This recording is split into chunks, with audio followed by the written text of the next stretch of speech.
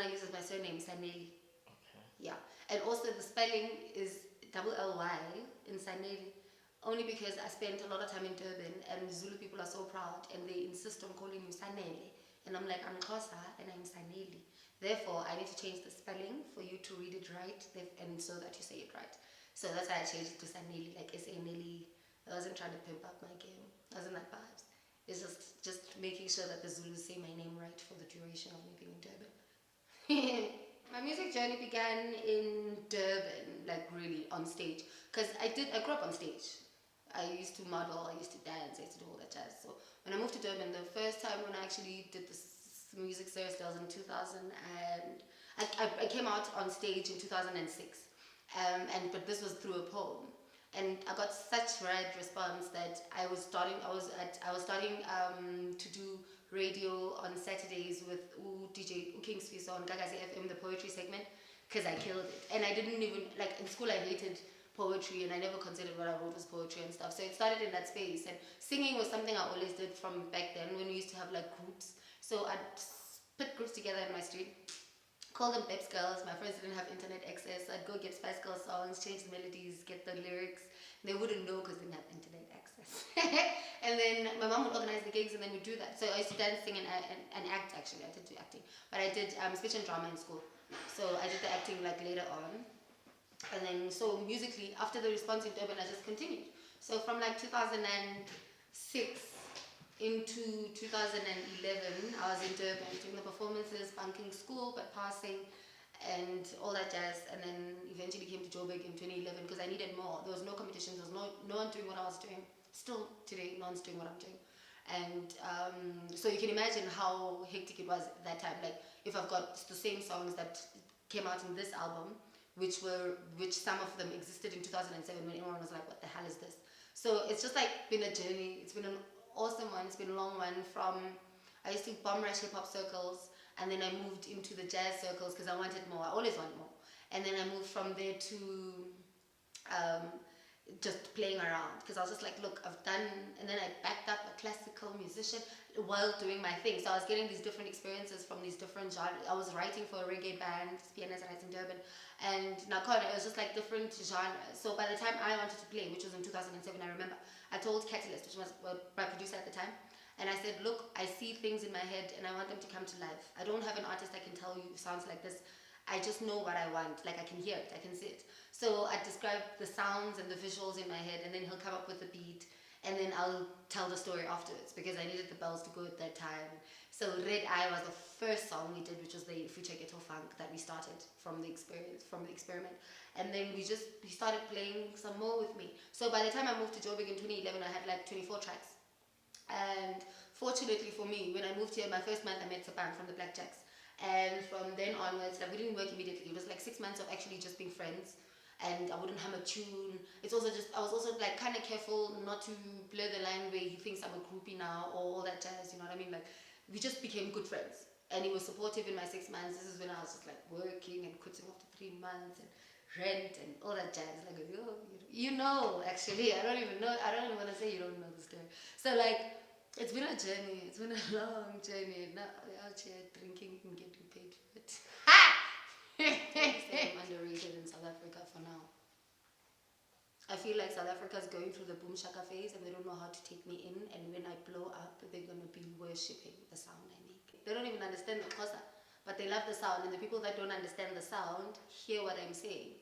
But because we're in a country where people don't understand their value yet, it's difficult for them to find, to accept originality and take it as it is before it's accredited overseas. Because we'll polish our stoop with ishweshwe. Solange will wear it on red carpet, and therefore now we're also going to wear it on red carpet when it was never a thing. It was just our thing. Do you know what I mean? Lately, Solange has got beads. Beads are a normal South African thing. Someone will have a moon mop in America, and it will be a Tyra Banks thing. Because even though you know the truth, it's just harder to accept the fact that we can be original. And we are original, and other countries look up to us, but we feel better when we're worshipping people from outside of our space, and we'd rather hate, criticize, and name using ignorant words that we're not educated in to criticize something that is original and proudly South African. So, well, when I moved to Joburg from Durban, Durban is a very like communal type space, so people work together there. But now in Joburg, people are about business and all that jazz, and people will like shut the door and not let you do this and that because you're this new girl. Like, who the fuck do you think you are? All that jazz, right? And I've always like rolled with a bomb because I don't take no for an answer. I may walk away, doesn't mean I've taken your no. So I'll bomb your door. Whether you're sleeping or you're awake, I'm gonna get in. And that's always been my mentality. And I'm not afraid to ask. It's just like if I ask, the worst that could happen is no, and that's not gonna kill me. I'll just know how else to get in there because I'm not taking that thing. I know what I want. And that's just my attitude. And when I'm offered penises because a man is in power and they can give you a deal, I reject those penises because I'm not gonna fuck my way to the top. Because I'm not gonna stay there long. How many dicks am I gonna fuck when I'm at the top? Sorry, excuse my language, but that's the reality. You're faced with guys that will want to offer you dick. They'll want to take you out on dates to discuss this deal, but it's drinks. It's not even lunch or breakfast, and it can get shady. It can get really shady, and just my whole thing was now I know my mission, and therefore no one's gonna tell me what my mission is and stop me. So I don't dwell in the difficulties in as much as there are so many. I choose not to dwell in them. I need to focus on the next thing. And you can be demotivated, especially when you're just like, there's this needed, okay, then at home they see you on TV, they need this now suddenly because it's on TV, meaning, and it's all that jazz. I'm just like, look, I've even got a song written, called Don't Believe the Hype. People are out here flying everywhere, drinking Fanta Orange at home. In fact, it tweezer. Fanta Orange is too expensive at that time because you need to play this flourishing life, which is not your life, and then you can't even have friends because they're gonna know your real story. Like don't put pressures on yourself that are unnecessary. You don't act like shit you're not. Like wait for your time, work on your craft, focus on your craft, and just let it do its thing, and just don't get swallowed in by the wave because a lot of things happen, a lot of things get offered, especially drugs. A lot of things get offered because everyone assumes that everyone does this because everyone does it. And you just need to have a backbone, otherwise you're not going to make it. The thing about it is there's so many obstacles. There's probably more obstacles than none for a long time before there's not as much, you know. So I can't even think of, I feel like it's an obstacle. The career is an obstacle. And it's like there's just so many obstacles. You just need to choose to be offended or to not. Like, oh, your image being jacked. That was the biggest peeve for me. I just cut the people out and I moved on. They just had to get hair bigger, brighter, same producer, panties on stage like Moonchild, all that. I just cut it off. I cut the friendship off, period. Guest list! Now please tell me who does not want to get into the guest list. Like, who does not have a guest list chronicle? Who has not gotten to the party without being on their list? Like, everyone's got a story with guest list. And the thing about it, with me, the song was like, I wanted to do a feel-good song. Because I hollered at Sketchy on Instagram. I was like, yo, nigga, I love your shit. And he's like, yo, I love your shit too. I was like, okay, cool, send me some shit. I was like, give me a week, I'll make shit for you. Then then he sent me like 2 songs. And I was like, I'm going in. So the one I gravitated towards at first was the one guest list. And then I started writing because my party life, I'm not a pop bottle girl. I'm not like bring your bling. I'm like, yo, let's go. Like I'm chilled. And so I had to write a real story. Like my hustles into parties actually before I was in the guest list. I used to, or even outside of the things that I did, like it's the things that can be done. So it's always like tips on how to get into the guest list without necessarily opening your legs. Because one of the parts is like, brother, I'm Sundays, I promises on date, I'm Ghana, got to Nendo, I got to Blenda, was Child. And that's the thing. It's not deep. You're just like, get me in. And then he gets you in and it's like, yo, I don't know you though. You know, it's just like to get into the guest list. And I feel like everyone can relate to that thing unless you're just like, look here, nah, I'm bling, I don't do that shit. I'm like, nigga, you started somewhere though. How did you get to take a picture with Triple Touch before you were famous? So Sketchy and A1, I know them from Durban. Yes. I knew A1 even more because A1 used to do, like even his verse in the song, he's talking about how I can't be struggling when he's my nigga, you know. Because he used to actually throw dope as parties. And my cousin, Sanele from Temperature, he used to dress around Durban. And Arnold was in that mix and all that jazz. It was one of the gigs, and it was one of the biggest. It was the biggest one. There's a time where it was just run Durban gigs, and you know that one you can't miss. Out of the gigs in Durban, because they'll give you like they'll give you stuff to dance to, you know, because a lot of the times you'll go to a party and it's like underground, it's real, it's this and that. And sometimes it's just like, look man, let me keep my real on Sunday at home. Right now I just want to dance and think about nothing and just like twerk and you know. And it's so because he was they were homies from back then. We weren't necessarily like tight, but we were in the spaces. Like I would holler at him if Pop Bottles is that side, I'd be like, yo, Arnold. And then he hooks me up with the ticket. So it's like also just actually that me hollering at him to get me into the guest list and his verse. We're literally talking about our real lives. And he's speaking about a space and time I actually knew before he was famous in the space. I remember that time where he actually had the good parties. I remember trying to get into the guest list. I remember. And this is just another story. I'm that girl whose videos don't get played on TV because they're too provocative for Black South Africa, because I choose to be the video home of my own video. I am that same girl who will be told they're too provocative for Black South Africa, so it's live TV. Please wear something that is not to you. I'm the same girl who will lose some brand deals because I posted a picture that is myself on Instagram, and today, day before the shoot, they decided to take it away. And I will not beg because this is the brand that I am. And if you as a brand are not recognizing what it is that is attracting you to me, then why try to change me? I'm not going to try and alter myself to you. You're going to find the match in me, and therefore we will work together, but not for money. And I feel like Liberato is just one of those spaces where when you describe the beer, you describe Moonchild. The free and the ones who are rebels but with a cause.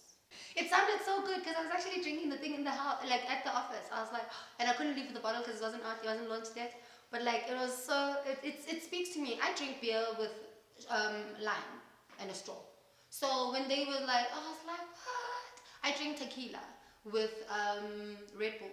So even Nakona is just like tequila. These are my two things, you know. So it made sense. It's literally not one of those things where I'm sipping for a picture or I'm sipping for or whatever. It's just like I feel like the brand screams what I'm about. The ones that are not easily digestible but will do what they want and will definitely exist and be about something of substance. My boyfriend is on social media with me all the time. So I'm definitely taken. You know? Pella, I gotta, if you're not taken, this boys will string you here and you're out here looking for a Jay-Z. Meanwhile, they're just trying to jizz. They must stop inboxing and asking for porn.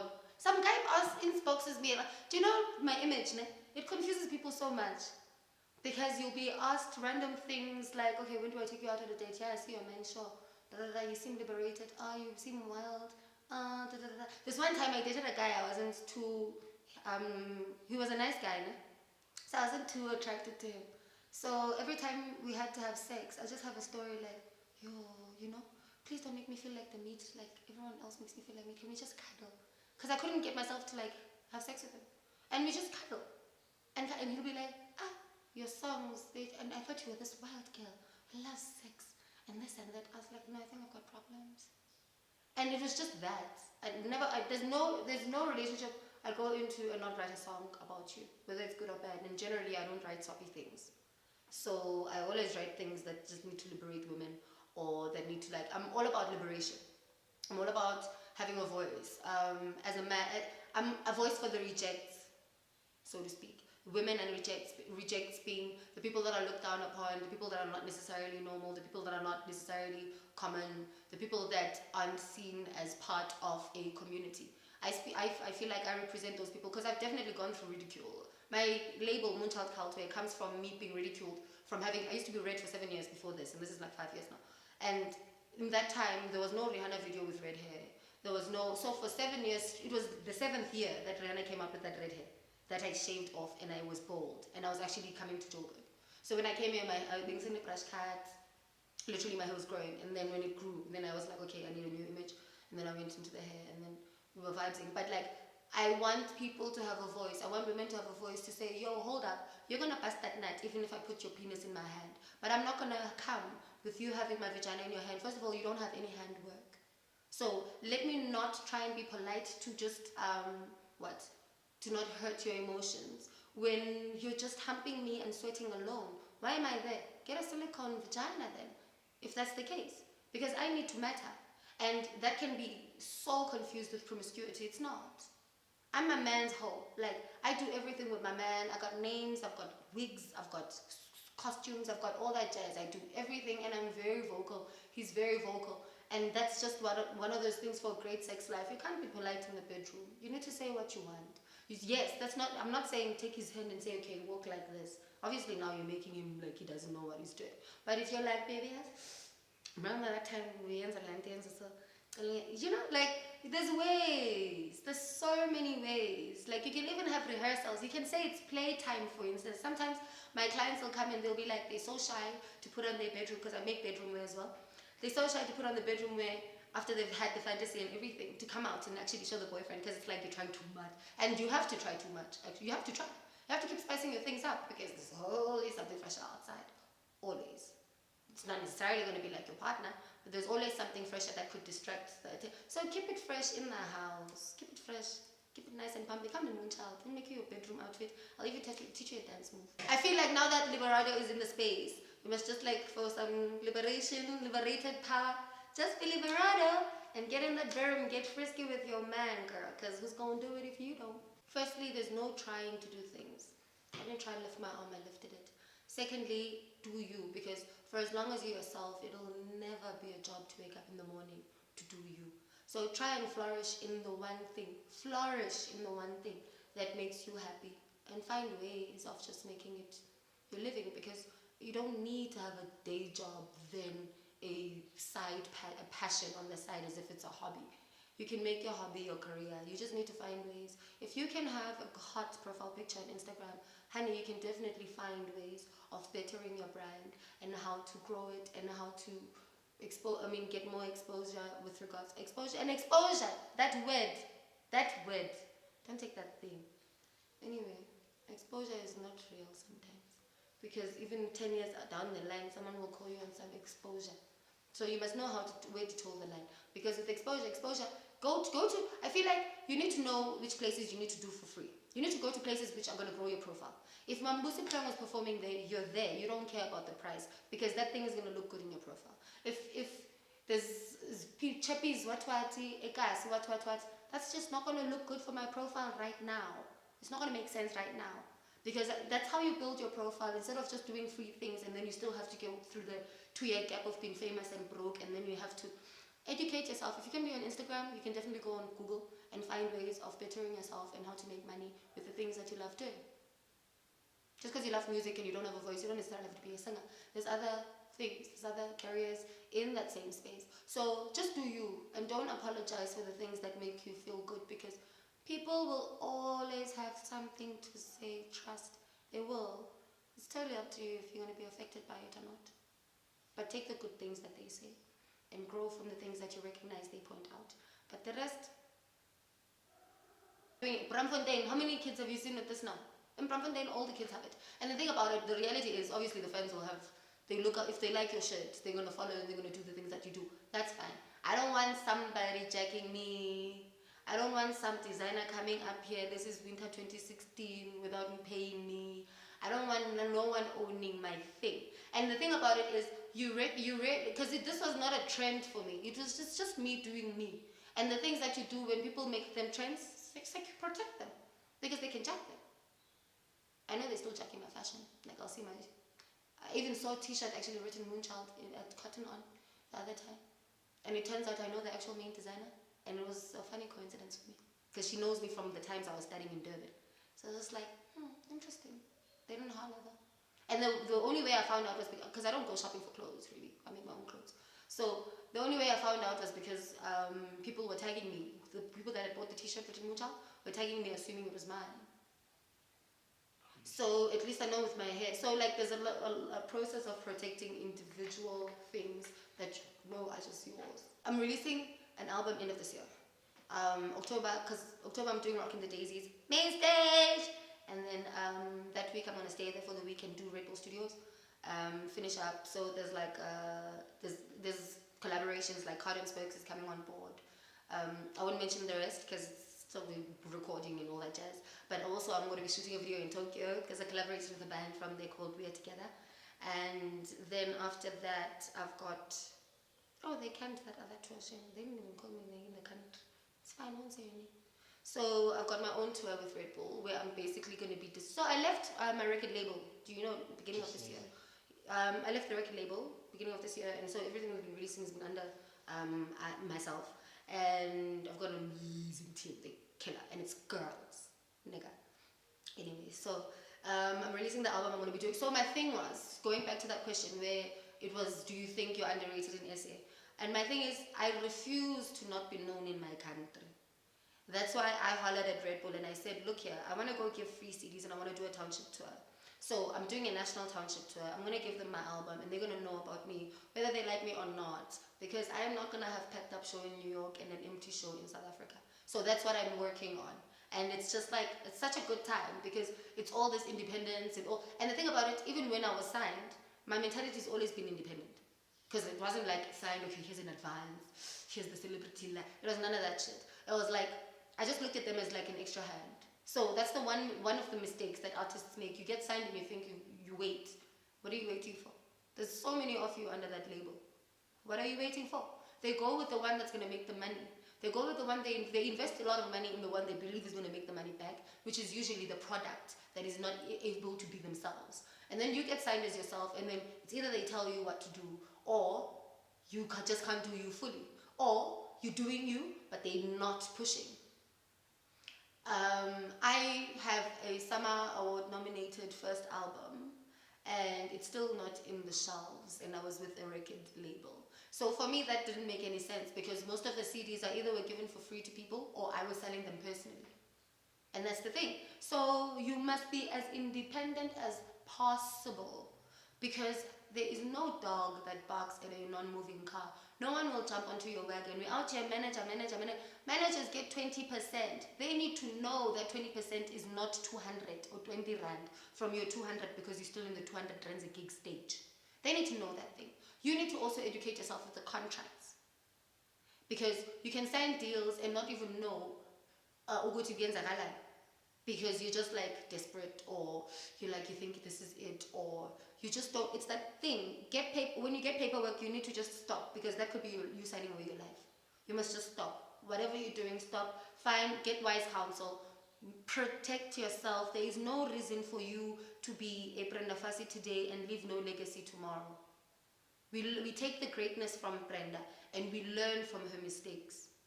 And in the Instagram stage, if you have a Facebook account, you cannot be screwed over in this day and age. Because if you do, you deserve it.